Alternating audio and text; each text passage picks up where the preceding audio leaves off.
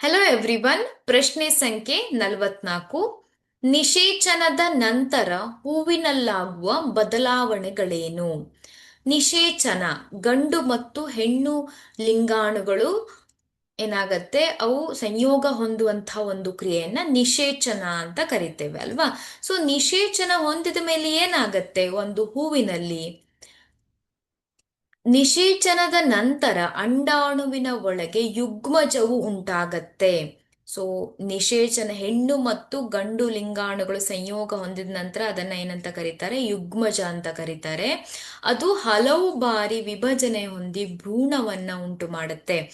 ಅದು ವಿಭಜನೆ ಆಗ್ತಾ ಆಗ್ತಾ ಆಗ್ತಾ ಏನಾಗತ್ತೆ, ಭ್ರೂಣವನ್ನ ಉಂಟು ಮಾಡುತ್ತೆ.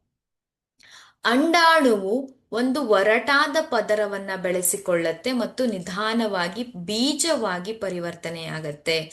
ನೋಡಿ, ಅಂಡಾಣು ಏನಾಗತ್ತೆ, ಬೀಜವಾಗಿ ಪರಿವರ್ತನೆಯಾದ್ರೆ ಅಂಡಾಶಯವು ಕ್ಷಿಪ್ರವಾಗಿ ಬೆಳೆದು ಮಾಗಿ ಹಣ್ಣಾಗತ್ತೆ. ಅಂಡಾಶಯ ಹಣ್ಣಾಗಿ ಪರಿವರ್ತನೆಯಾದ್ರೆ ಉಳಿದ ಭಾಗಗಳು ಪುಷ್ಪದಳ, ಪುಷ್ಪಪತ್ರ, ಕೇಸರಗಳು, ಶಲಾಕನಳಿಕೆ, ಶಲಾಕಾಗ್ರಗಳು ಏನಾಗತ್ತೆ, ಸುಕ್ಕಾಗಿ ಉದುರಿ ಹೋಗುತ್ತೆ. ಈ ರೀತಿಯಾದಂಥ ಬದಲಾವಣೆಗಳನ್ನ ನಾವು ನಿಷೇಚನದ ನಂತರ ಒಂದು ಹೂವಿನಲ್ಲಿ ನೋಡಬಹುದು. Thank you.